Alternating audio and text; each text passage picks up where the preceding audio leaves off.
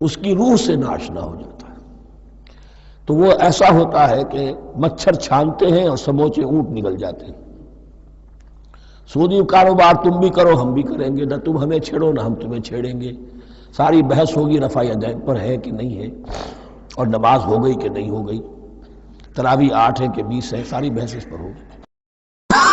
تو یہ جو تصورات ہیں نیکی کے پرورٹڈ، کہ جیسے اندھوں نے ایک ہاتھی کو دیکھ کر اندازہ کرنا چاہا وہ کیسا ہے، جس نے اس کے پیر کو ٹٹول لیا، اس نے کہا ستون کے مانند ہے، جس کا ہاتھ پڑ گیا اس کے کان پر، اس کا چھاج کی طرح ہے ہاتھی۔ تو مختلف جو ہے اڑائے کچھ ورق لالے نے، کچھ نرگس نے، کچھ گل نے، چمن میں ہر طرف بکھری ہوئی ہے داستان میری۔ تو نیکی کا یہ تصور جو ہے تقسیم ہو گیا۔ یہ آیت قرآن مجید کی اس اعتبار سے عظیم ترین آیت ہے۔ نیکی کی حقیقت کیا ہے، اس کی جڑ کیا ہے، بنیاد کیا ہے، اس کی روح کیا ہے، اس کے مظاہر کیا ہے۔ مظاہر میں اولین شے کون سی ہے، ثانین کون سی ہے، ثالثاً کون سی ہے، اور اس پر ایک پورا علم الاخلاق جو قرآن کا ایک مکمل کتاب تصنیف کی جا سکتی ہے۔ ایتھکس، قرآنک ایتھکس کے لیے یہ آیت ایک یوں سمجھیے کہ جڑ اور بنیاد ہے۔ لیکن یہ سمجھ لیں کہ یہ آیت یہاں آئی کیوں ہے۔ پس منظر میں وہی تحویل قبلہ ابھی ہے۔ تحویل قبلہ کے 4 رکوع 15 16 17 18 یہ تو سالڈ ہے۔ اس سے پہلے 14ویں رکوع میں آیت تھی للہ المشرق والمغرب فأینما تولوا فثم وجہ اللہ۔ ادھر بھی پھر اتنی آیتیں چھوڑ کر، اتنا چھوڑ کر پھر گئی لیس البر ان تولوا وجوہکم قبل المشرق والمغرب۔ نیکی یہی نہیں ہے کہ تم اپنے چہرے مشرق اور مغرب کی طرف پھیر دو۔ یہ نہیں کہا یہ نیکی نہیں ہے، نیکی یہی نہیں ہے، یہ بھی نیکی ہے۔ جو ظاہر ہوگا نیکی کا وہ بھی نیکی ہے، لیکن اصل سے اس کا باطن ہے۔ باطن صحیح ہے، نیک ہے، تو حقیقت میں نیکی نیک ہے، ورنہ نہیں۔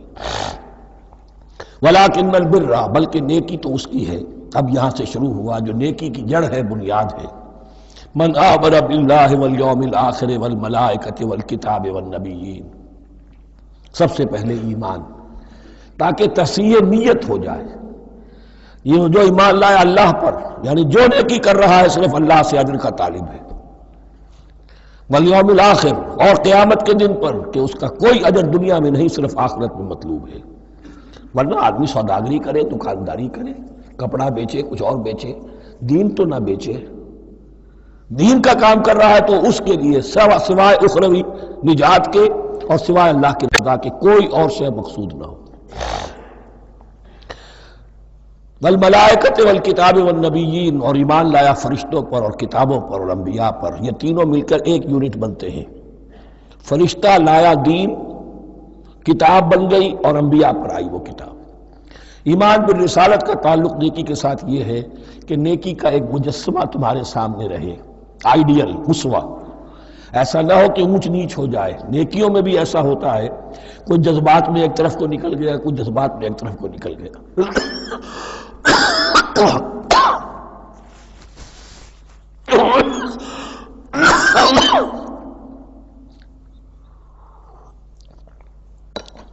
اس گمراہی سے بچنے کی ایک ہی شکل ہے کہ ایک مجسمہ مکمل، ایک اسوہ کاملہ سامنے ہو جس میں معتدل ہو تمام چیزیں، اور وہ ہمارے لیے اسوہ کاملہ محمد الرسول اللہ کی شخصیت ہے۔ نیکی کے ظاہر کے لیے ہم انہیں معیار سمجھیں گے، جو شے جتنی ان کی سیرت میں ہے اس سے زیادہ نہ ہو، اس سے کم نہ ہو۔ کوشش یہ ہو، آئیڈیل یہ ہو کہ بالکل انسان حضور صلی اللہ علیہ وسلم کے اسوہ کاملہ کی پیروی کرے۔ وَلَٰكِنَّ الْبِرَّ مَنْ آمَنَ بِاللَّهِ وَالْيَوْمِ الْآخِرِ وَالْمَلَائِكَةِ وَالْكِتَابِ وَالنَّبِيِّينَ وَآتَى الْمَالَ عَلَىٰ حُبِّهِ ذَوِي الْقُرْبَىٰ وَالْيَتَامَىٰ وَالْمَسَاكِينَ وَابْنَ السَّبِيلِ، اور دیا اس نے مال، یا دے وہ مال اس کی محبت کے علی الرغم، علی حبہ اللہ کی طرف نہیں ہے، علی حب المال، علی الرغم مال محبوب ہے پھر بھی وہ خرچ کر رہا ہے، ذوی القربہ قرابت داروں پر، والیتامى یتیموں پر، والمساکین محتاجوں پر، وابن السبیل مسافر پر، والسائلین اور مانگنے والوں پر، وفی الرقاب اور لوگوں کی گردنیں چھڑانے میں۔ گویا کہ نیکی کے مظہر میں اولین مظہر یہ ہے انسانی ہمدردی. اگر یہ نہیں ہے تو نیکی نہیں ہے. عبادات کے انبار لگے ہوں اور دل میں شقاوت ہو، انسان کو حاجت میں دیکھ کر دل نہ پسیجے، کسی کو تکلیف میں دیکھ کر تجوری کی طرف ہاتھ نہ بڑھے حالانکہ تجوری میں مال موجود ہو، تو وہ دین کی روح سے بالکل خالی ہے. یا آپ سورہ آل عمران میں پڑھیں گے لن تنالوا البر حتى تنفقوا مما تحبون، تم نیکی کے مقام کو پہنچ ہی نہیں سکتے جب تک کہ خرچ نہ کرو اس میں سے جو تمہیں پسند ہے. جس سے طبیعت گھبرا گئی، اکتا گئی، کپڑے میں جو بوسیدہ ہو گئے وہ دے دیے، حاتم طائی کی قبر کو لات مار دی، وہ نہیں. جو شے پسند ہے اگر اس میں سے نہیں دیتے تو نیکی کو پہنچ بھی نہیں سکتے، تمہیں ہوا بھی نہیں لگے گی. وَأَقَامَ الصَّلَاةَ وَآتَى الزَّكَاةَ، دیکھیے نماز اور زکوٰۃ اب آ رہے ہیں. یہ ہے حکمت دین کہ ایک ہے روح دین، وہ ہے ایمان، اور جو اس کے مظاہر ہے مظہر اول انسانی ہمدردی. نمبر دو ہے پھر نماز اور زکوٰۃ، اور یہاں زکوٰۃ کو علیحدہ ذکر کیا ہے اور اس آیت کا حضور نے حوالہ دیا ان فی المال لحق سوى الزکاۃ. دیکھو کچھ لوگوں نے سمجھا بس ہم نے زکوٰۃ نکال دی تو حق ادا ہو گیا پورا. بڑی بے وقوفی ہے. مال میں حق ہے زکوٰۃ کے سوا بھی. اور اب آپ نے یہ آیت پڑھی، دیکھو اس آیت میں کیا ہے. زکوٰۃ کا تذکرہ بعد میں ہو رہا ہے وَآتَ الْمَالَ عَلَىٰ حُبِّهِ ذَوِي الْقُرْبَىٰ وَالْيَتَامَىٰ وَالْمَسَاكِينَ وَابْنَ السَّبِيلِ وَالسَّائِلِينَ وَفِي الرِّقَابِ وَأَقَامَ الصَّلَاةَ وَآتَى الزَّكَاةَ. اس کی کیا حکمت ہے کہ ایمان کو تر و تازہ رکھنے کے لیے نماز ہے، اقم الصلاۃ لذکری، اور انسانی ہمدردی میں مال خرچ کرنے کے جذبے کو پروان چڑھانے کے لیے برقرار رکھنے کے لیے زکوٰۃ ہے. اتنا تو دو نا کم سے کم. بوتل کا منہ تو کھلے، کارک تو نکلے اس کا. اگر بوتل کا کارک نکل جائے گا تو شاید اس میں سے کچھ شربت اور بھی نکل آئے. تو زکوٰۃ ہے تو کارک کے مانند 2.5% ہے، کیا ہے، لیکن یہ کہ اس سے پھر کچھ اور بھی نکلے گا. جو زکوٰۃ بھی نہیں دیتا اس نے کیا کرنا. وَالْمُوفُونَ بِعَهْدِهِمْ إِذَا عَاهَدُوا، اور وہ کہ جو اپنے عہد کو پورا کرنے والے ہیں جب کوئی عہد کر لیں. سب سے بڑا عہد اللہ سے کیا، لست بربکم قالوا بلی. پھر عہد شریعت کا ہے کہ جو ہم نے کیا اللہ کے ساتھ. پھر آپس میں جو بھی معاہدے ہو جائیں، اور معاملات انسانی سارے کے سارے معاہدات کی شکل میں. شوہر اور بیوی کا معاملہ بھی ایک معاہدہ ہے. Marriage is a social contract.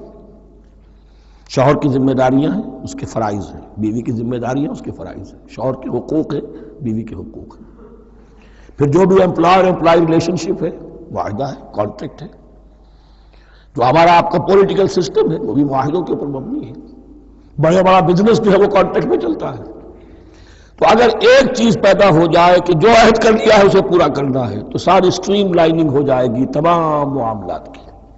وَالْمُوفُونَ بِعَهْدِهِمْ إِذَا عَاهَدُوا وَالصَّابِرِينَ فِي الْبَأْسَاءِ وَالضَّرَّاءِ وَحِينَ الْبَأْسِ، اور خاص طور پر صبر کرنے والے فقر و فاقہ میں، جنگ کی حالت میں اور تکلیف میں. یعنی ایک نیکی ہے بدھ مت کے بھکشوؤں کی نیکی. ایک نیکی یہ ہے، یہ نیکی باطل کو چیلنج کرتی ہے.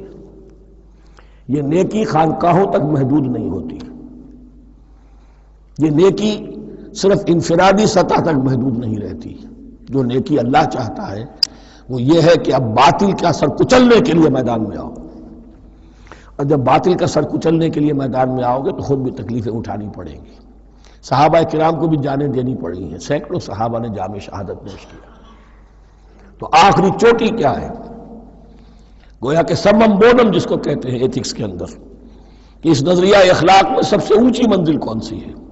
وہ سمم بونم جو ہے اسلام کا، وَالصَّابِرِينَ فِي الْبَأْسَاءِ وَالضَّرَّاءِ وَحِينَ الْبَأْسِ وَلَا تَقُولُوا لِمَنْ يُقْتَلُ فِي سَبِيلِ اللَّهِ أَمْوَاتٌ بَلْ أَحْيَاءٌ وَلَكِنْ لَا تَشْعُرُونَ. وہ آیت یاد کر لیجیے.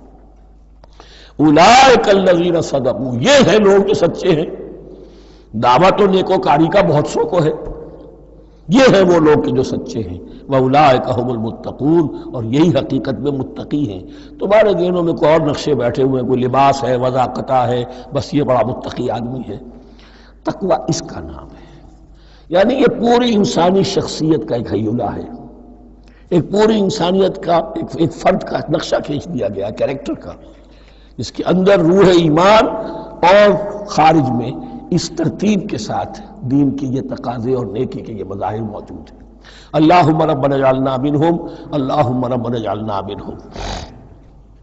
اب اس کے بعد کچھ وہی جو معاملات انسانی ہیں اس پر اب بحث، جیسا کہ میں نے کہا تھا کہ ایک لڑی ہے شریعت کی، معاملات کی۔ یہ تو بڑے بڑے پھول جو تھے، آیت الآیات اور آیت البر۔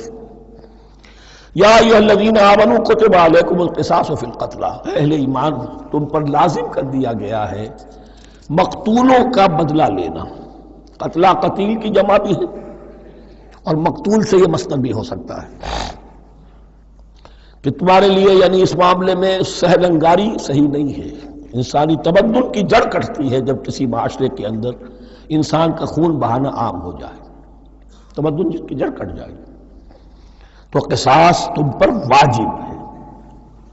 یا ایھا الذین آمنوا کتب علیکم القصاص فی القتلی الحر بالحر والعبد بالعبد والانثى بالانثى۔ ایک آزاد کی جگہ آزاد ہی قتل کیا جائے گا۔ آزاد نے قتل کیا ہے تو ظاہر بات ہے وہ آزاد ہی اس کی جگہ قتل ہوگا۔ یہ نہیں وہ کہے میرا غلام لے جاؤ، میرے 2 غلام لے لو، نہیں۔ والعبد بالعبد، اور عبد کی جگہ عبد ہی ہوگا، جس نے قتل کیا وہی قتل کیا جائے گا۔ والانثى بالانثى، اور اگر قتل کرنے والی عورت ہے تو وہ عورت ہی قتل ہوگی۔ اس میں چونکہ وہاں بہت سے رواج مختلف تھے، بہت سے معیار بھی مختلف تھے۔ اگر اوسی خزرجی کو قتل کر دے تو 1/3 خون بہا، 3 گنا خون بہا، اور خزرجی اوسی کو قتل کرے تو 1/3 خون بہا، یہ ان کا قانون تھا۔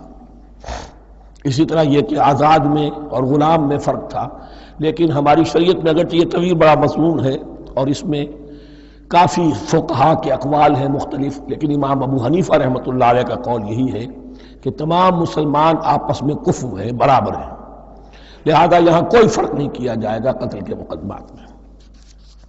فمن عفی لہ من اخیہ شیء فاتباع بالمعروف واداء الیہ باحسان، پھر جس کو معاف کر دیا جائے کوئی شے اس کے بھائی کی جانب سے، یعنی جو مقتول ہے اس کے ورثاء اگر کہتے صاحب ہم اس کی جان بخشنے کو تیار ہیں، چاہے وہ خون بہا لے لیں یا ویسے ہی معاف کر دیں، تو جو بھی کچھ خون بہا طے ہوا ہو اداء الیہ باحسان فاتباع بالمعروف، تو اس کی پیروی کی جائے معروف طریقے پر اور ادائی کی جائے خوبصورتی کے ساتھ۔ ذالک تخفیف من ربکم ورحمہ، یہ تمہارے رب کی طرف سے تخفیف ہے، آسانی کی ہے اور رحمت ہے، اور اس کی رحمت ہونا بہت واضح ہے۔ اگر یہ شکل نہ ہو تو پھر قتل در قتل کا سلسلہ جو ہے وہ جاری رہتا ہے، لیکن اگر یہ ہو گیا کہ قاتل کو لا کے سامنے کھڑا کر دیا، لو بھائی اب تمہارے ہاتھ میں اس کی جان ہے، چاہو تو یہ قتل کر دیا جائے گا، چاہو احسان کرنا چاہو بخشنا چاہو ویسے ہی بخش دو، چاہو تو خون بہا لے لو۔ اس سے کیا ہوگا کہ وہ دشمنیوں کا جو دائرہ ہے وہ پھر سمٹ جاتا ہے، بڑھتا نہیں۔ اس میں بڑی رحمت ہے اللہ کی طرف سے۔ قانون جو ہے اسلام میں قتل کا، اس میں مدعی ریاست نہیں ہوتی۔ آج کل ہمارے ہاں غلطی یہ ہے، مدعی ریاست بن جاتی ہے۔ یہ مدعی ہوتا ہے یہاں پر جو بھی مقتول کے ورثاء ہیں، اور کسی کو صدر کو کیا، صدر کے باپ کو بھی اختیار نہیں ہے کہ کسی قاتل کو معاف کر دے۔ قاتل کو معاف کرنے کا جو اختیار ہے وہ صرف مقتول کے ورثاء کو ہے، کوئی صدر نہیں کر سکتا۔ ہمارے دستور میں ہے، پوری شرع پوری شک موجود ہے۔ فمن اعتدی بعد ذلک فلہ عذاب علیم، اور جو اس کے بعد بھی حد سے تجاوز کرے گا تو اس کے لیے دردناک اور بہت بڑا عذاب ہوگا۔ وَلَكُمْ فِي الْقِصَاصِ حَيَاةٌ يَا أُولِي الْأَلْبَابِ لَعَلَّكُمْ تَتَّقُونَ، اور اے ہوش مندو قصاص میں زندگی ہے تمہارے لیے۔ ایک روحانی تصور ہے معاف کر دینا اچھا ہے، اسلام بھی کہتا ہے ان تعفوا وتصفحوا وتغفروا فإن اللہ غفور رحیم، لیکن قتل کے مقدمات میں سہل انگاری جو ہے وہ اچھی نہیں ہے، پیروی شدت کے ساتھ ہونی چاہیے تاکہ اس سے آگے قتل کا سلسلہ بند ہو۔ وَلَكُمْ فِي الْقِصَاصِ حَيَاةٌ يَا أُولِي الْأَلْبَابِ لَعَلَّكُمْ تَتَّقُونَ، تاکہ تم بچ سکیں۔ اب کوتبہ علیکم دوبارہ آ گیا۔ یہ کوتبہ کے لفظ کو سمجھ لیجئے، جہاں بھی کوئی شے فرض کی جائے گی، لازم کی جائے گی، وہ کوتبہ ہے۔ اسی لیے شریعت کے لیے قرآن مجید میں جو لفظ ہے الکتاب، الکتاب اس معنی میں کہ اس میں شریعت خداوندی پوری کی پوری موجود ہے۔ کتب علیکم اذا حضر احدکم الموت ان ترک خیرا الوصیۃ للوالدین والاقربین بالمعروف، تم پر واجب کر دیا گیا، فرض کر دیا گیا، جب تم میں سے کسی کی موت کا وقت آ جائے، اگر وہ کوئی خیر مال چھوڑ رہا ہو، دولت چھوڑ رہا ہو، تو اس کے لیے فرض کر دیا گیا وصیت کرنا اپنے والدین کے حق میں اور رشتہ داروں کے حق میں انصاف کے ساتھ۔ ابھی چونکہ قانون وراثت نازل نہیں ہوا تھا، یہ ابتدائی قدم اٹھایا گیا۔ وہاں ہوتا یہ تھا جو آج بھی ہندوؤں میں ہوتا ہے، جو مر گیا اس کی ساری جائیداد کا مالک جو ہے بڑا بیٹا، چھوٹے بیٹے بھی نہیں، نہ بیٹیاں نہ بیوی، کچھ نہیں، تو سارا کا سارا مال جو ہڑپ کر جاتے تھے، کسی کو کچھ نہیں۔ یہاں یہ کہ اب پہلا ابتدائی حکم دیا گیا، لیکن یہ آیت منسوخ ہو جائے گی سورہ نساء میں جب پورا قانون وراثت آ گیا، تو اب یہ آیت منسوخ شمار ہوتی ہے۔ ناسخ وہ قانون وراثت ہے جو سورہ نساء کے دوسرے رکوع میں آئے گا۔ البتہ اس کے ایک حصے کو حضور نے باقی رکھا ہے، وہ گویا کہ سنت نے اس کے ایک جز کو برقرار رکھا ہے، اور وہ جز یہ ہے کہ مرنے والا 1/3 اپنے مال کے لیے وصیت کر سکتا ہے کسی کے لیے، 1/3 سے زیادہ نہیں، اور وارث کے لیے وصیت نہیں ہوگی، جس کی وراثت میں حق مقرر ہو چکا ہے اس کے لیے وصیت نہیں ہوگی، وہ غیر وارث کے لیے وصیت ہوگی، کسی دینی ادارے کو دینا چاہے، کسی اور کو دینا چاہے، یتیم کو، بیوہ کو، یتیم خانے کو، ٹھیک ہے، 1/3، 2/3 میں قانون وراثت کی تنفیذ ہوگی لازماً۔ تو اس آیت کا صرف اتنا حصہ باقی رکھا ہے حضور نے صلی اللہ علیہ وسلم۔ حقاً علی المتقین، یہ اللہ کا تقوی رکھنے والوں پر حق ہے، واجب ہے کہ وہ وصیت کریں کہ ہمارے والدین کو یہ مل جائے، فلاں رشتہ دار کو یہ مل جائے، باقی جو ہے جو بھی ورثاء ہیں لے جائیں۔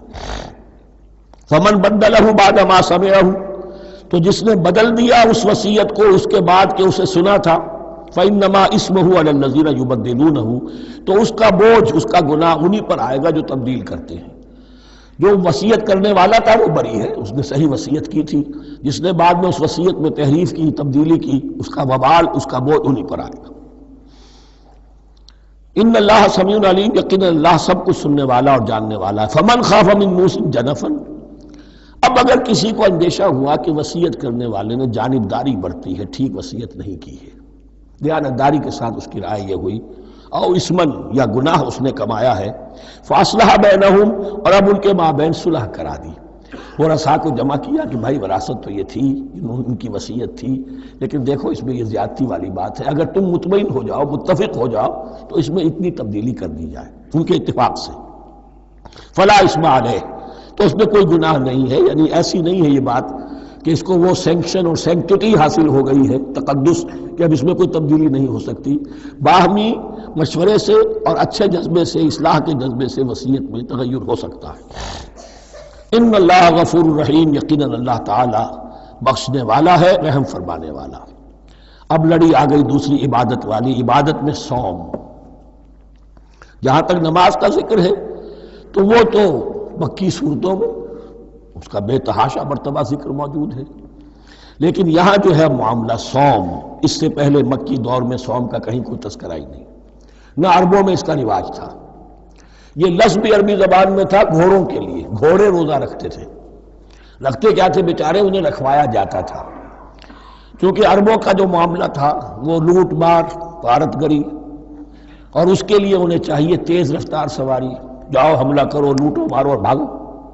اونٹ جو ان کی فضا اور ان کے ماحول کے لیے مناسب تھا، وہ زیادہ تیز دوڑ نہیں سکتا، اپنی اس ضرورت کے لیے گھوڑا چاہیے تھا۔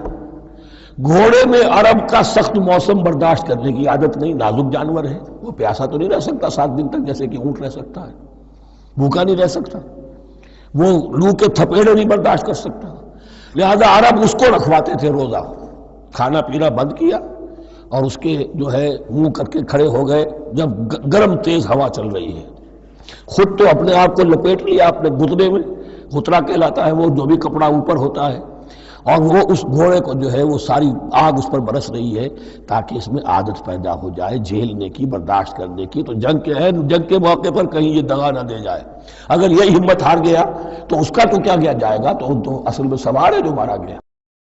یہ روزہ ان کے ہاتھ تھا، لیکن جب حضور آئے مدینے میں تو یہاں یہود میں روزے کا رواج تھا۔ وہ ایک تو عاشورہ کا روزہ رکھتے تھے، اس لیے کہ وہ تاریخ تھی جس میں کہ نجات ملی تھی بنی اسرائیل کو فرعونیوں سے۔ تو اس طریقے سے حضور نے پھر ابتداءً مہینے میں ہر مہینے میں 3 روزے رکھنے کا حکم دیا۔ یہ ہے ابتدائی حکم جو حضور نے دیا، قرآن میں ابھی نہیں آیا تھا۔ جیسے تحویل قبلہ کے معاملے میں بھی قرآن نے کہا کہ ہم نے تمہیں اس قبلے پر رکھا تھا، لیکن اس کا کوئی حکم جو ہے قرآن میں جلی نہیں ہے۔ یہ ہو سکتا ہے کہ وہ حکم بھی حضور کو اللہ ہی نے دیا ہو، وحی خفی کے ذریعے سے۔ پہلے یہ کہ ہر مہینے میں 3 روزے۔ اب ظاہر بات ہے کہ مہینے جو ہے وہ سخت گرم بھی ہو سکتے ہیں۔ اب اگر 30 کے 30 روزے ایک ہی مہینے میں فرض کر دیے گئے ہوتے اور وہ ہوتے جون جولائی کے تو جان نکل جاتی۔ بہترین تدبیر یہ کی گئی ہر مہینے میں، اور یہ موسم سارے آ رہے ہیں اس میں۔ پھر کچھ عرصے کے بعد یہ رمضان کا روزہ فرض کیا گیا۔ پہلا جو روزہ تھا 3 دن کا، اس میں یہ بھی تھی اجازت کہ جو اگر مسافر نہیں ہے، بیمار بھی نہیں ہے، طاقت رکھتا ہے روزہ رکھنے کی، پھر بھی روزہ نہ رکھے تو اس کا فدیہ یہ ہے کہ 1 مسکین کو کھانا کھلائے۔ علی الاطلاق تھا یہ۔ جب رمضان کے روزے کی فرضیت ہو گئی تو اب یہ فدیہ نہیں ہے، البتہ حضور نے اس کو باقی رکھا ایسے شخص کے لیے جو بہت بوڑھا ہے، یا کوئی خاتون بہت بوڑھی ہے برداشت نہیں کر سکتی، یا کوئی بیمار ہے کسی سخت ایسی بیماری میں ہے کہ روزہ اس کے لیے جان کے لیے ہلاکت کا اندیشہ ہو سکتا ہے، اس کے لیے فدیہ برقرار رکھا۔ عام طور پر صحت مند شخص بھی مسافر بھی نہ ہو، اس کے لیے یہ رعایت ختم ہو گئی۔ یہ ہے ان آیات کی تعبیر جس پر میں پہنچا ہوں، اور بہت پہلے پہنچ گیا تھا، لیکن چونکہ اکثر مفسرین نے یہ بات نہیں لکھی ہے تو میں جھجکتا رہا، لیکن بعد میں مجھے معلوم ہوا کہ مولانا انور شاہ کاشمیری رحمۃ اللہ علیہ کی رائے یہی ہے، تو مجھے اعتماد ہو گیا۔ اور پھر مجھے اس کا ذکر جو ہے یہ تفسیر کبیر میں امام راضی کے ہاں بھی مل گیا کہ متقدمین کے ہاں یہ رائے موجود تھی کہ پہلی 2 آیتیں جو ہیں اس روزے سے متعلق یہ رمضان کے روزے سے متعلق نہیں ہیں، بلکہ وہ 3 ہر مہینے کی 13، 14 اور 15 ایام 20 کے روزے حضور نے بعد بھی رکھے ہیں نفلاً، لیکن شروع میں یہ 3 روزے رکھنے کا حکم دیا گیا تھا۔ پہلی 2 آیتیں اس 6 آیتوں پر مشتمل رکوع، اور یہ ایک عجیب مقام ہے۔ قرآن مجید کے احکام بہت دفعہ ہے، نماز کے احکام قرآن میں بہت دفعہ ہیں، کہیں وضو کا ہے، کہیں تیمم کا ہے، کہیں اور نماز خوف کا ہے، مختلف جگہوں پر، لیکن صوم کی عبادت پر یہ 6 آیات کامل ہیں، مکمل ہیں۔ اس کی حکمت، اس کی غرض و غایت، اس کے احکام سب کے سب اس میں آ گئے۔ اب پہلی 2 آیتیں کون سی ہیں؟ یا ایھا الذین آمنوا کتب علیکم الصیام کما کتب علی الذین من قبلکم لعلکم تتقون۔ اے ایمان والو، تم پر بھی فرض کیا گیا روزہ رکھنا، جیسے کہ فرض کیا گیا تھا تم سے پہلوں پر، تاکہ تمہارے اندر تقویٰ پیدا ہو جائے۔ وہ جنگ کے لیے کرواتے تھے گھوڑوں کو تیار، تمہیں تقویٰ کے لیے اپنے آپ کو تیار کرنا ہے، بھوک کو قابو میں رکھ سکو، شہوت کو قابو میں رکھ سکو، پیاس کو برداشت کر سکو۔ اللہ کی راہ میں جنگ کے لیے تمہیں نکلنا ہوگا، اس میں بھوک بھی آئے گی، پیاس بھی آئے گی، اپنے آپ کو تیار کرو جہاد کے لیے۔ اور یہ بات واضح ہو جائے گی، اگلے رکوع سے قتال کی بحث شروع ہو جائے گی۔ روزے کی یہ گفتگو ہو رہی ہے تمہیداً قتال کے لیے، جیسے گھوڑوں کو تیار کیا جاتا تھا، صوم رکھوایا جاتا تھا قتال کے لیے۔ ایام معدودات، گنتی کے چند دن ہیں، یہ گویا کہ ثبوت ہے اس کا کہ یہ 2-3 دن سے زیادہ، معدود جو ہے وہ عربی زبان میں 9 سے زیادہ نہیں ہو سکتا۔ معدودہ جب آئے گا، ایام معدودات، یہ جمع جو ہے جمع قلت کہلاتی ہے۔ معدودات، معدودہ بڑی سے بڑی رقم ہو سکتی ہے، لیکن معدودات جمع قلت ہے۔ گنتی کے چند روز ہیں۔ فمن کان منکم مریضا، ان میں بھی یہ رعایت ہے کہ جو تم میں سے بیمار ہو، او علی سفر، یا سفر پر ہو، فعدۃ من ایام اخر، تو وہ تعداد پوری کر لے دوسرے دنوں میں۔ وعلی الذین یطیقونہ، اور جو اس کی طاقت رکھتے ہوں، فدیۃ طعام مسکین، وہ فدیہ دے 1 مسکین کا کھانا کھلانا۔ ان آیات کی تفسیر میں جیسا کہ میں نے عرض کیا مفسرین کے بہت سے اقوال ہیں، اب میں اس کی بحث میں نہیں جا سکتا۔ جو میں نے اپنے مطالعے کے بعد رائے قائم کی ہے، میں صرف وہی بیان کر رہا ہوں کہ اس وقت، اور یہ امام راضی کے الفاظ ہیں کہ یہ فرضیت علی تعیین نہیں تھی بلکہ علی تخییر تھی۔ فرض تو ہے روزہ، لیکن اس کا بدل بھی دیا جا رہا ہے، اگر تم نہیں رکھنا چاہتے تو تم ایک مسکین کو کھانا کھلا دو۔ تو گویا کہ تدریجاً انہیں لانا تھا، کیونکہ اس بات کے وہ پہلے سے عادی نہیں تھے۔ فمن تطوع خیرا فهو خیر اللہ، اور جو اپنی جی سے اپنی مرضی سے خیر کرنا چاہے تو اس کے لیے خیر ہے، روزہ بھی رکھے اور مسکین کو کھانا بھی کھلائے، دونوں کام کرے تو اس میں کوئی رکاوٹ تو نہیں، اس کے لیے بہتر ہوگا۔ وَأَن تَصُومُوا، اور دیکھو اگر روزہ رکھو، خیر لکم ان کنتم تعلمون، یہ تمہارے لیے بہتر ہے اگر تم جانو۔ اب یہاں بھی ایک طرح کی رعایت کا انداز ہے۔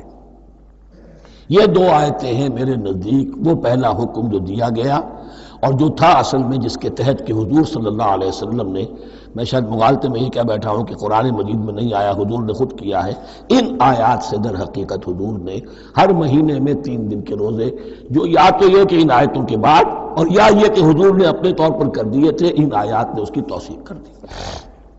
اب آ رہی ہیں 2 آیتیں جو خاص رمضان کے روزے سے متعلق ہیں، حکمت اور غرض و غایت۔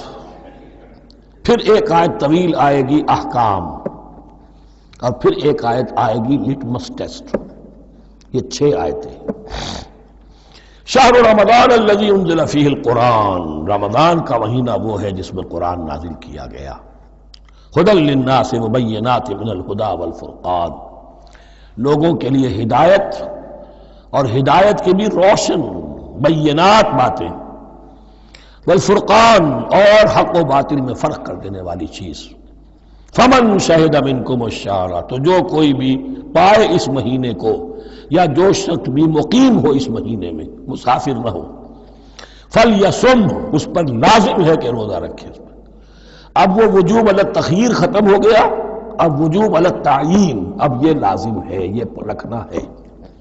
ایک رعایت باقی رکھی، وَمَنْ كَانَ مَرِيضًا أَوْ عَلَىٰ سَفَرٍ فَعِدَّةٌ مِّنْ أَيَّامٍ أُخَرَ، جو بیمار ہے یا یہ کہ سفر پر ہے وہ تعداد پوری کر لے دوسرے دنوں میں۔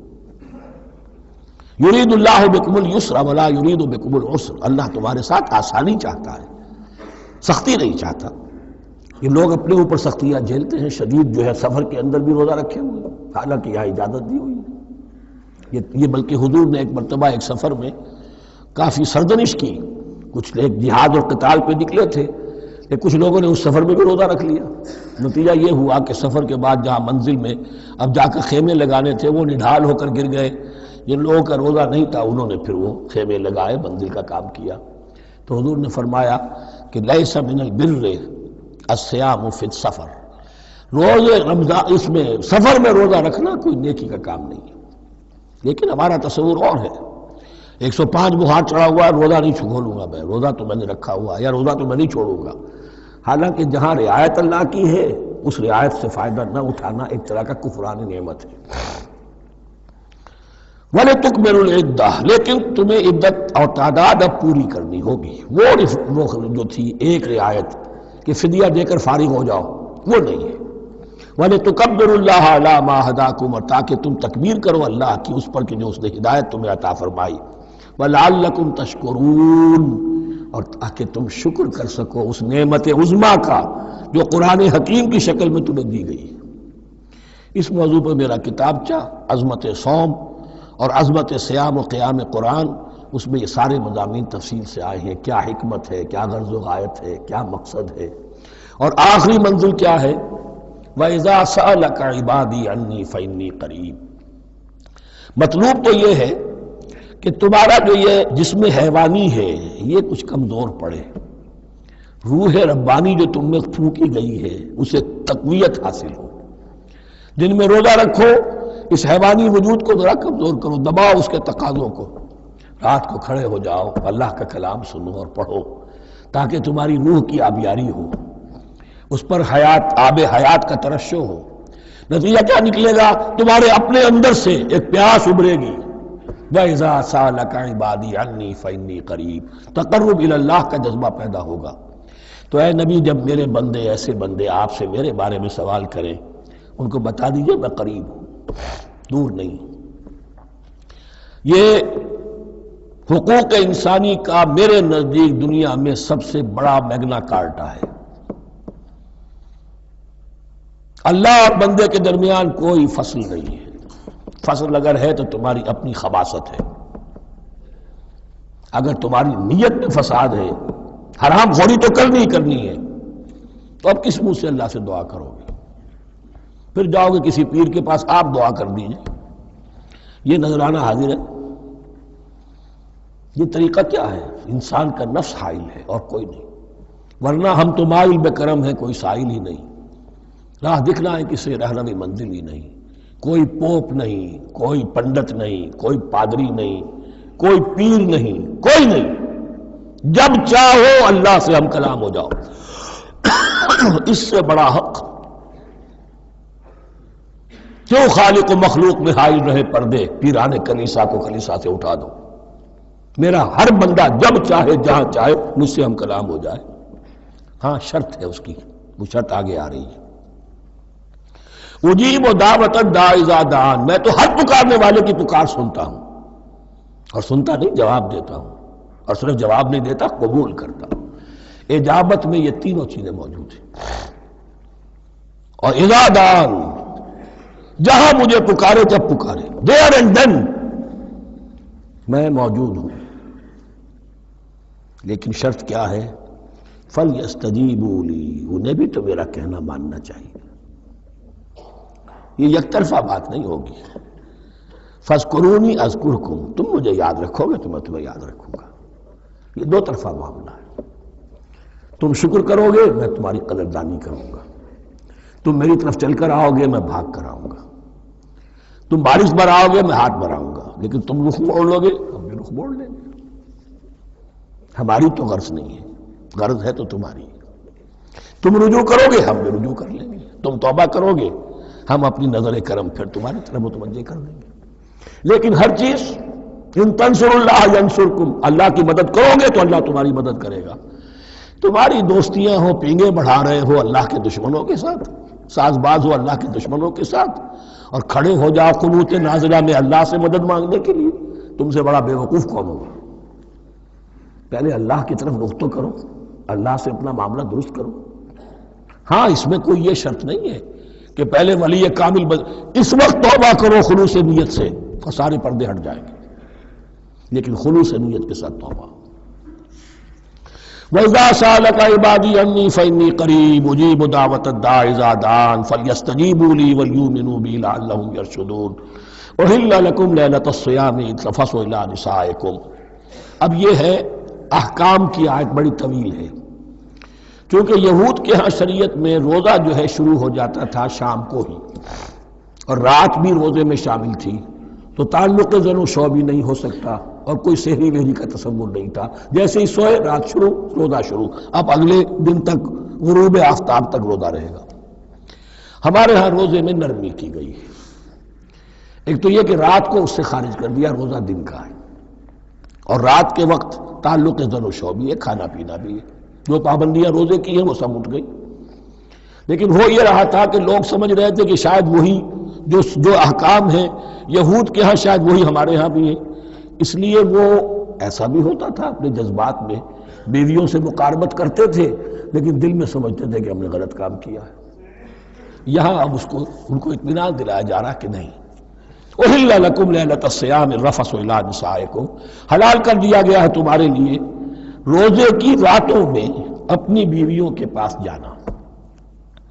ہن لباس لکم وانتم لباس لہن، وہ پوشاک ہے تمہارے لیے، تم پوشاک ہو ان کے لیے۔ بڑا بلیغ کنایا ہے یہ، جیسے لباس میں اور جسم میں کوئی پردہ نہیں ہے، لباس ہی تو پردہ ہے نا، لباس میں اور جسم میں تو کوئی پردہ نہیں، ایسے ہی بیوی میں اور شوہر میں کوئی پردہ نہیں۔ ہن لباس لکم وانتم لباس لہن۔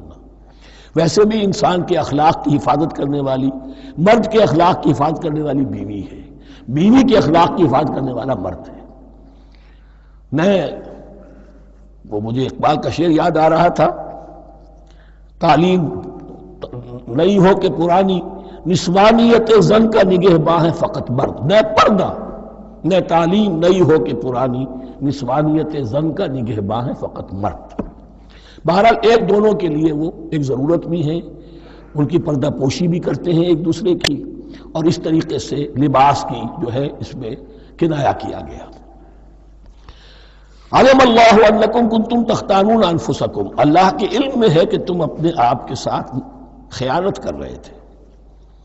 ایک کام کر رہے تھے جو گناہ نہیں ہے لیکن تم سمجھتے تھے گناہ ہے، تو اپنے آپ سے خیانت ہو گئی کہ نہیں؟ اصلاً وہ گناہ نہیں تھا لیکن تمہارے علم میں نہیں تھا، لیکن تم یہ سمجھتے ہوئے بھی کہ یہ ممنوع ہے اس کا ارتکاب کر رہے تھے۔ علم اللہ انکم کنتم تختارون انفسکم فتاب علیکم، تو اللہ نے تم پر نظر رحمت فرمائی، وعفا عنکم، اور بخش دیا، معاف کر دیا، جو بھی خطائیں ہو گئی ہیں وہ سب کے سب معاف سمجھو۔ فالآن باشروہن، اب ان کے ساتھ جو بھی تعلق ضرور شے ہے وہ قائم کرو، وابتغوا ما کتب اللہ لکم، اور تلاش کرو، حاصل کرو جو کچھ اللہ نے تمہارے لیے لکھ دیا ہے۔ کیا لکھ دیا؟ ایک تو اولاد، تعلق ضرور شو میں، اور ایک سکون ہے کہ جو اللہ تعالیٰ نے اس میں رکھا ہے، لِتَسْكُنُوا إِلَيْهَا، قرآن مجید میں یہ الفاظ آئے، ایک تسکین ہے، سکون ہے، اعصاب کا تناؤ جو ہے وہ اس کے بعد جو ہے اس کے اندر ایک سکون کی کیفیت پیدا ہو جاتی ہے۔ اور یہی اس میں حکمت ہے کہ حضور اپنے ہر سفر میں ہم ایک زوجہ محترمہ کو ضرور ساتھ رکھتے تھے، اس لیے کہ قائد کو، سپہ سالار کو کسی وقت بڑی ایسی یعنی پریشان کو صورتحال میں فیصلے کرنے پڑتے ہیں، جذبات پر دباؤ ہوتا ہے اور اعصاب پر دباؤ ہوتا ہے، تو ساتھ اگر کوئی اہلیہ بھی موجود ہو تو اس میں، اور اس کے بہترین مواقع سیرت میں آئے ہیں، وہ پھر کسی وقت میں بیان کروں گا۔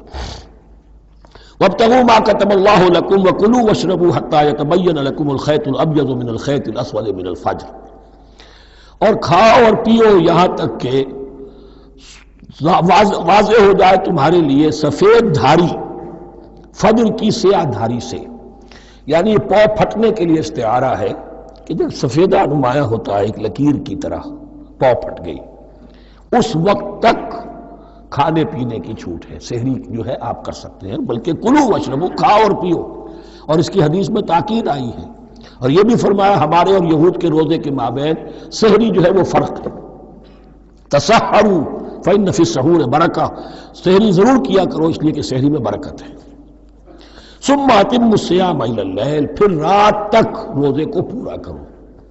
اب رات تک میں اکثر فقہا کے نزدیک غروب آفتاب مراد ہے، اہل تشیع اس سے ذرا آگے جاتے ہیں کہ رات کا لفظ آیا ہے تو ذرا اور غروب آفتاب پر چند منٹ گزر جائے، لیکن ہمارے اہل سنت کے ہاں غروب آفتاب جو ہے وہی گویا کہ یہ اس کی غایت ہے۔ وَلَا تُبَاشِرُوهُنَّ وَأَنْتُمْ عَاكِفُونَ فِي الْمَسَاجِدِ، لیکن یہ رعایت جو تمہیں دی جا رہی ہے اس میں ایک استثناء ہے، جب تم معتکف ہو مسجدوں میں تو پھر اپنی بیویوں سے کوئی تعلق قائم نہ کرو۔ وَلَا تُبَاشِرُوهُنَّ، مت ان سے مباشرت کرو، وَأَنْتُمْ عَاكِفُونَ فِي الْمَسَاجِدِ، جبکہ تم مسجدوں میں اعتکاف میں ہو، آخری عشرے میں جو اعتکاف ہوتا ہے۔ تِلْكَ حُدُودُ اللَّهِ فَلَا تَقْرَبُوهَا، یہ اللہ کی حدود ہے، ان کے قریب مت جاؤ۔ بعض جگہ پر آتا ہے فلا تعتدوها، ان حدود کو عبور نہ کرو، ان سے تجاوز نہ کرو۔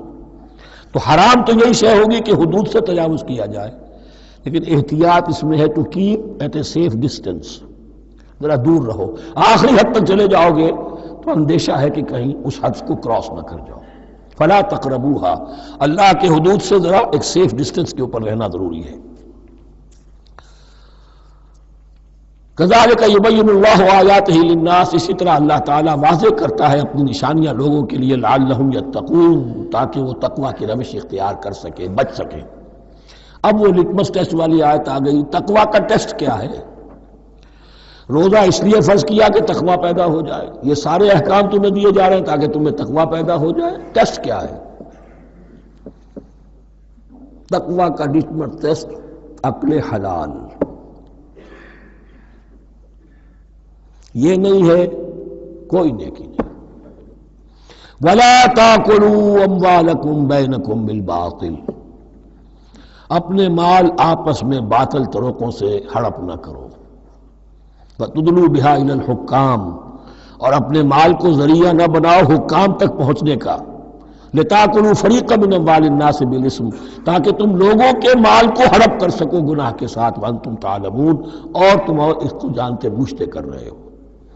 جو شخص اس معیار سے تو اس سے بعض آ گیا وہ ہے متقی، یہ لٹمس ٹیسٹ ہے۔ ورنہ نمازوں کی تعداد، روزوں کی تعداد اور حرام کھانا تو تقویٰ نہیں۔ یہ میں حیران ہوتا ہوں کہ اب اس پر کبھی غور نہیں کیا ہے لوگوں نے کہ یہ آیت کہاں سے آ گئی درمیان میں؟ روزے کے احکام اور اس کے بعد قتال کے احکام بھی شروع ہوں گے، حج کے احکام شروع ہوں گے، یہ بیچ میں آیت۔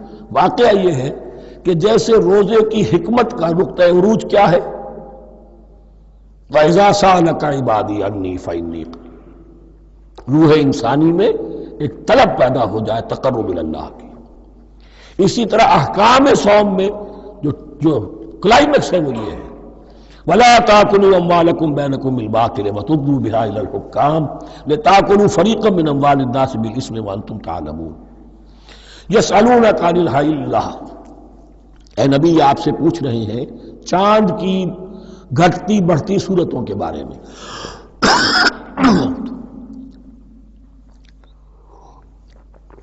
قُلْ هِيَ مَوَاقِيتُ لِلنَّاسِ وَالْحَجِّ، کہہ دیجئے یہ لوگوں کے لیے ایک اوقات کا تعین ہے، کیلنڈر ہے، اور حج کے لیے۔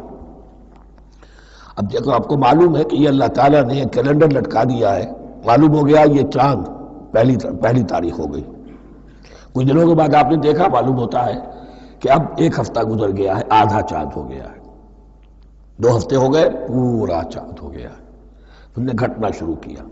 تو یہ گویا کہ لوگوں کے لیے اوقات کار کی تعین کے لیے، اور خاص طور پر سب سے اہم شے حج۔ اور یہ نوٹ کیجئے صوم کے بعد حج، اور حج کے ساتھ قتال۔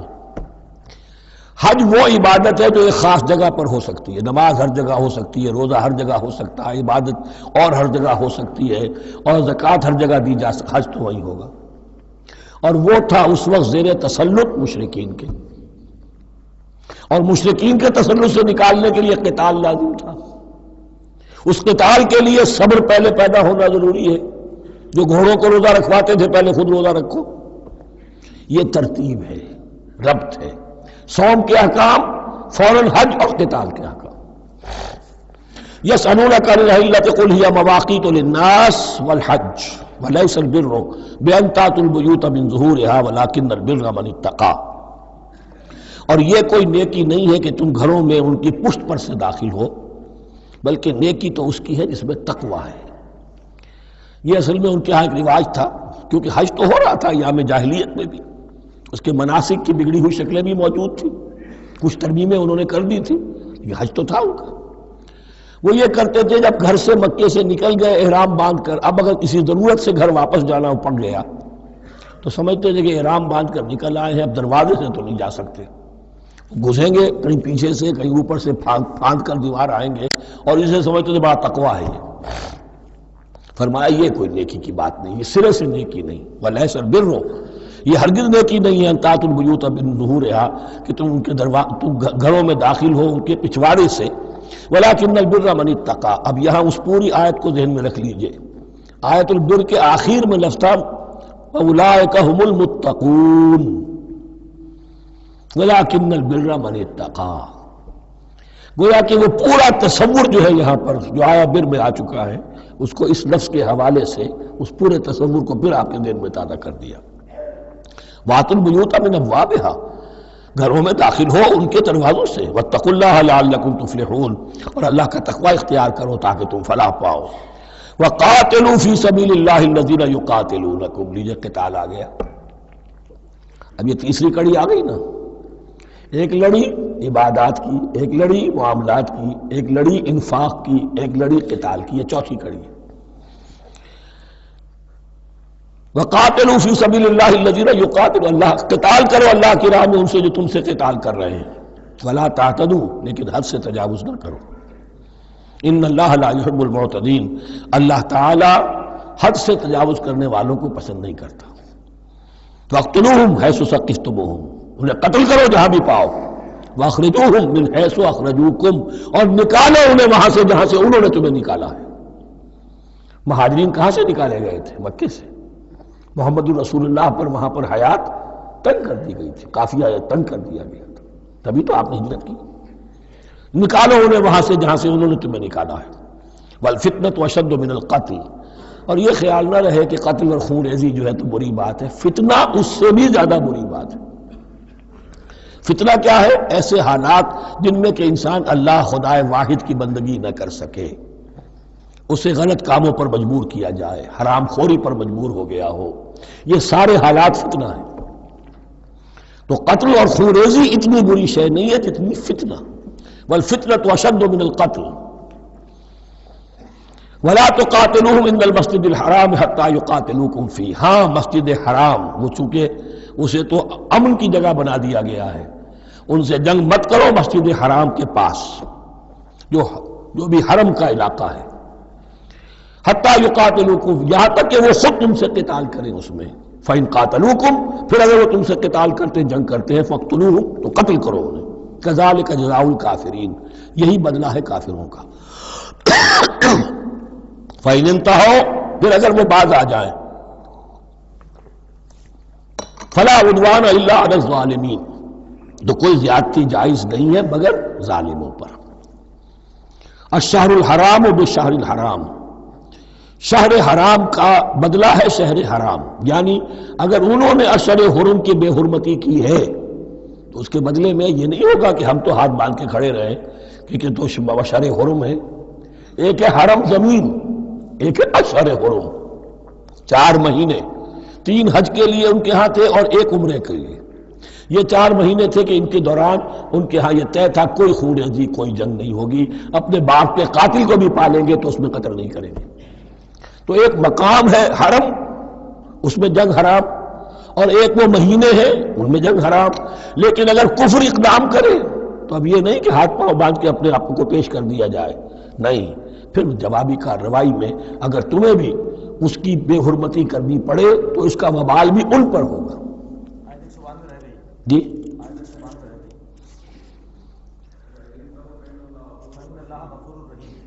وَفَإِنِ انْتَهَوْا فَإِنَّ اللَّهَ غَفُورٌ رَحِيمٌ، اگر وہ بعد آ جائے تو اللہ غفور اور رحیم ہے۔ وَقَاتِلُوهُمْ، بہت اہم آیت رہ گئی، حَتَّى لَا تَكُونَ فِتْنَةٌ وَيَكُونَ الدِّينُ لِلَّهِ۔ اب جب یہ جنگ کا مرحلہ شروع ہو گیا ہے دعوت محمدی کے سلسلے میں صلی اللہ علیہ وسلم، تو مسلمانوں جان لو ایک دور تھا 12-13 برس تک تمہیں حکم تھا کفو ایدیکم، مارے کھاؤ ہاتھ نہ اٹھاؤ۔ اب یہ نیا دور ہے، آ گیا ہے، تمہاری دعوت و تحریک جو ہے وہ نئے دور میں داخل ہو گئی ہے۔ اب جب تمہاری تلواریں نیام سے باہر آ گئی ہیں، اب یہ نیام میں نہ جائیں جب تک کہ فتنہ بالکل ختم نہ ہو جائے اور دین اللہ ہی کے لیے ہو جائے، اللہ کا دین قائم ہو جائے، پوری زندگی میں اس کے احکام کی تنفیذ ہو رہی ہو۔ یہ آیت دوبارہ آئے گی اور زیادہ نکھی ہوئی شان کے ساتھ سورہ انفال میں، وَقَاتِلُوهُمْ حَتَّى لَا تَكُونَ فِتْنَةٌ وَيَكُونَ الدِّينُ كُلُّهُ لِلَّهِ، دین کل کا کل، جز نہیں، دین کی بالادستی پوری انسانی زندگی پر، انفرادی بھی اجتماعی بھی، اور اجتماعی کے بھی سارے پہلو، politico socio economic system, totally وہ اللہ کے احکام کے تابع ہو۔ وَقَاتِلُوهُمْ حَتَّى لَا تَكُونَ فِتْنَةٌ وَيَكُونَ الدِّينُ لِلَّهِ فَإِنِ انْتَهَوْا فَلَا عُدْوَانَ إِلَّا عَلَى الظَّالِمِينَ، پھر اگر وہ باز آ جائے صلح چاہے تو ٹھیک ہے، پھر ظالموں کے اوپر جو ہے سوائے ظالموں کے کسی پر زیادتی جائز نہیں۔ الشہر الحرام بالشہر الحرام، حرمت والا مہینہ بدلہ ہے حرمت والے مہینے کا، والحرمات قصاص، اور حرمات کے اندر بھی بدلہ ہے۔ فَمَنِ اعْتَدَىٰ عَلَيْكُمْ فَاعْتَدُوا عَلَيْهِ بِمِثْلِ مَا اعْتَدَىٰ عَلَيْكُمْ، تو جو کوئی بھی تم پر زیادتی کرتا ہے، دست درازی کرتا ہے، تو تم بھی اس کے خلاف کارروائی کرو، اقدام کرو جیسے کہ اس نے تم پر زیادتی کی۔ وَاتَّقُوا اللَّهَ، اور اللہ کا تقوی اختیار کرو، وَاعْلَمُوا أَنَّ اللَّهَ مَعَ الْمُتَّقِينَ، اور یہ جان لو کہ اللہ ساتھ ہے متقیوں کے، یعنی اللہ کی تائید، نصرت، اس کی مدد آئے گی اہل تقوی کی۔ اب دیکھیے وہ تیسری کڑی یہاں بہت چھوٹی سی آئی ہے، قتال کی ذرا زیادہ بڑی کڑی آ گئی ہے اور یہ چھوٹی سی کڑی آ رہی ہے۔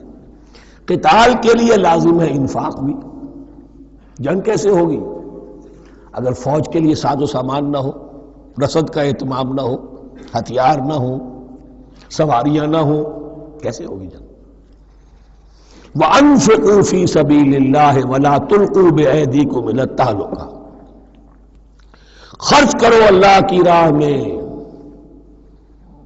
اور مت ڈالو اپنے آپ کو اپنے ہاتھوں ہلاکت میں، یعنی اللہ کا دین اس وقت اسے احتیاج ہے وہ پیسہ چاہتا ہے.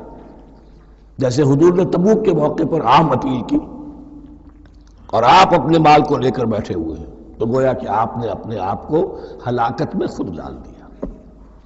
یہ انفاق ہے، جہاد بالمال. وَأَنفِقُوا فِي سَبِيلِ اللَّهِ وَلَا تُلْقُوا بِأَيْدِيكُمْ إِلَى التَّهْلُكَةِ وَأَحْسِنُوا إِنَّ اللَّهَ يُحِبُّ الْمُحْسِنِينَ. اور احسان کی روش اختیار کرو، دین کے اندر بھی خوبصورتی پیدا کرو، دین میں بہتر سے بہتر مقام حاصل کرنے کی کوشش کرو. ہمارا معاملہ کیا، دنیا میں آگے سے آگے اور دین میں پیچھے سے پیچھے. دین میں یہ دیکھیں گے اس سے کم پر گزارا ہو سکتا ہو، کوئی اور شے ہو کہ جس میں اس سے کم سے بھی بات پوری ہو جائے، دین میں یہ ہوگا. اور دنیا میں آگے سے آگے ہے جستجو کہ خوب سے ہے خوب تر کہاں. تو اگر یہ جستجو دنیا میں ہے، اس سے بڑھ کر دین میں ہونی چاہیے. فاستبقوا الخیرات، نیکیوں میں ایک دوسرے پر بازی لے جانے کی کوشش کرو. وَأَنفِقُوا فِي سَبِيلِ اللَّهِ وَلَا تُلْقُوا بِأَيْدِيكُمْ إِلَى التَّهْلُكَةِ وَأَحْسِنُوا، اور احسان کی روش اختیار کرو. ان اللہ یحب المحسنین، یقیناً اللہ تعالی محسنین کو ان لوگوں کو کہ جو درجہ احسان پر فائز ہو جائیں محبت کرتا ہے، انہیں پسند کرتا ہے. یہ حدیث جبرائیل اگر ذہن میں ہو تو 3 درجے ہیں، جیسے میں نے آج بتایا آپ کو. وَنَحْنُ لَهُ مُسْلِمُونَ وَنَحْنُ لَهُ عَابِدُونَ وَنَحْنُ لَهُ مُخْلِصُونَ. 3 درجے دوسرے ہیں، اسلام، ایمان، احسان. اخبرنی عن الاسلام، اخبرنی عن الایمان، اخبرنی عن الاحسان. احسان کیا ہے؟ ان تعبد اللہ کانک تراہ فإن لم تکن تراہ فإنہ یراک. یہ سارے کام جو دین کے لیے کیے جا رہے ہوں، عبادت ہے، جہاد ہے، قتال ہے، ایسی کیفیت میں، ایسے اخلاص کے ساتھ، گویا کہ تم اپنی آنکھوں سے اللہ کو دیکھ رہے ہو. اور اگر تم اللہ کو نہیں دیکھ رہے تو کم سے کم یہ کیفیت تو تمہاری ہو جائے کہ تمہیں مستحضر رہے کہ اللہ تمہیں دیکھ رہا ہے. یہ احسان ہے. وَأَحْسِنُوا، عام طور پر اس کا ترجمہ اس انداز میں نہیں کیا گیا ہے، اس کو اچھی طرح سمجھ لیجئے. ویسے یہ مضمون کھل کر آئے گا سورہ مائدہ میں. ان اللہ یحب المحسنین، یقیناً اللہ تعالیٰ محسنین کو پسند کرتا ہے. وَأَتِمُّوا الْحَجَّ وَالْعُمْرَةَ لِلَّهِ، اور حج اور عمرہ مکمل کرو اللہ کے لیے. جو عمرے کے لیے احرام تو باندھ لیا جائے گا مدینے سے 7 میل باہر نکل کر ہی. حج مکمل تو ہوگا جب طواف بھی ہوگا، وقوف عرفہ بھی ہوگا، سارے اس کے جو بھی مناسک ادا کیے جائیں گے. لیکن یہ کہ جو شخص بھی نیت کر لے حج کی یا عمرے کی تو پھر اسے مناسب کو مکمل کرنا چاہیے، کوئی کمی نہ رہے. فَإِنْ أُحْصِرْتُمْ، اگر تمہیں گھیر لیا جائے، روک دیا جائے، جیسے کہ سن 6 میں ہو گیا، صلح حدیبیہ کرنی پڑی، مشرکین مکہ اڑ گئے، نہیں داخل ہونے دیں گے. اگر تمہارا گھیراؤ ہو جائے فَمَسْتَيْسَرَ مِنَ الْهَدْيِ، تو جو بھی تم قربانی پیش کر سکو پیش کر دو. یہ دم احصار کہلاتا ہے کہ چونکہ اب ہم آگے نہیں جا سکتے، یہی ہمیں احرام کھولنا پڑ رہا ہے، تو دم احصار، یہ خون، یہ جو جانور اللہ کے نام پر ہم دے رہے ہیں، یہ اس کی ایک طرح کا کفارہ ہے. وَلَا تَحْلِقُوا رُؤُوسَكُمْ حَتَّى يَبْلُغَ الْحَدْيُ مَحِلَّهُ، اور اپنے سر اس وقت تک نہ مونڈو جب تک کہ وہ ہدی کا جانور جو ہے وہ محل تک، یعنی جو بیت الماس جہاں پر جا کر ذبح ہونا ہے وہاں پہنچ نہ جائے. جانور تو آپ نے بھیج دیے اور وہ رکاوٹ نہیں ڈالیں گے، اس لیے کہ ان کا گوشت تو ان کو کھانے کو ملے گا. لہذا جانور، لیکن یہ اندازہ کر لو کہ اب اتنا وقت گزر گیا ہے کہ وہ ہدی قربانی کا جانور جو ہے وہ پہنچ گیا ہوگا. ہدیم بالغ الکعبہ، وہ وہاں پر اس کی اپنے مقام پر پہنچ گیا. فمن کان منکم مریضا او بہ اذى من راسہ، تو جو کوئی بھی تم میں سے ہو بیمار یا اس کے سر میں کوئی تکلیف ہو، کوئی زخم ہو، اور اس کی وجہ سے یہ ہے کہ وہ حجامت کرانی ضروری ہو جائے، بال کاٹنے ضروری ہو جائے، ففدیۃ من صیام او صدقۃ او نسک، تو پھر فدیہ دینا پڑے گا. اگر اس ہدی کے جانور کے کعبے تک پہنچنے سے پہلے تمہیں اپنے بال کاٹنے پڑے، حجامت کرانی پڑی، تو فدیہ ہوگا. یہ جو ہے دم جنایت کہلاتا ہے، یعنی ایک جو کمی رہ گئی ہے اس کی تلافی کے لیے. وہ سیام بھی ہے، روزے 3 دن کے، او صدقۃ او نسک، یا پھر یہ ہے کہ کوئی قربانی ہے، ایک جانور قربان کیا جائے، دم جنایت اس کو کہتے ہیں، یا صدقہ کیا جائے، 6 افراد کو کھانا کھلایا جائے. فَإِذَا أَمِنْتُمْ، پھر جب تمہیں امن حاصل ہو اور تم سیدھے جا سکتے ہو، بیت اللہ پہنچ سکتے ہو، فمن تمتع بالعمرۃ الی الحج فما استیسر من الحج، تو جو کوئی بھی فائدہ اٹھائے عمرے سے حج سے قبل، فما استیسر من الحج، تو وہ ایک اور قربانی پیش کرے جو بھی اسے میسر ہو۔ اب یہ سمجھ لیجئے کہ حضور کی بعثت سے پہلے عرب میں رواج یہ تھا کہ ایک سفر میں حج بھی کرنا عمرہ بھی کرنا ان کے نزدیک حرام تھا، یہ توہین تھی کعبے کی۔ حج کے لیے 3 مہینے، شوال، ذوالقعدہ، ذوالحج، اور رجب کا مہینہ ان کے ہاں طے تھا عمرے کے لیے۔ عمرے کے لیے علیحدہ سفر کرو، اس کے لیے علیحدہ سفر کرو۔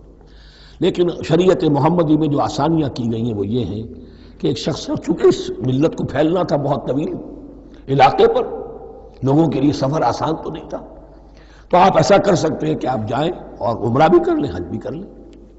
ایک شکل یہ ہے کہ عمرہ کیا، احرام کھول دیا، اور پھر حج کا وقت آیا 8ویں ذی الحج کو، تو پھر احرام باندھا، وہ حج کا احرام ہو گیا، اسے کہتے ہیں تمتع۔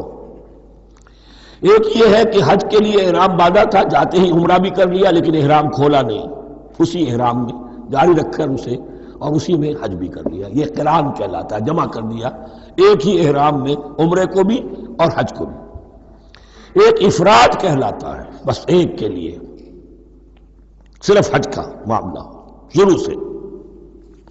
تو یہاں تمتع کی جو ہمیں اجازت دی گئی ہے اس کے لیے، جسے دم شکر کہتے ہیں حضرت امام ابو حنیفہ، یہ شکرانہ ہے کہ ہم ایک قربانی دیں۔ لیکن امام شافعی کے نزدیک یہ بھی دم جنایت ہے، یہ بھی جبر ہے۔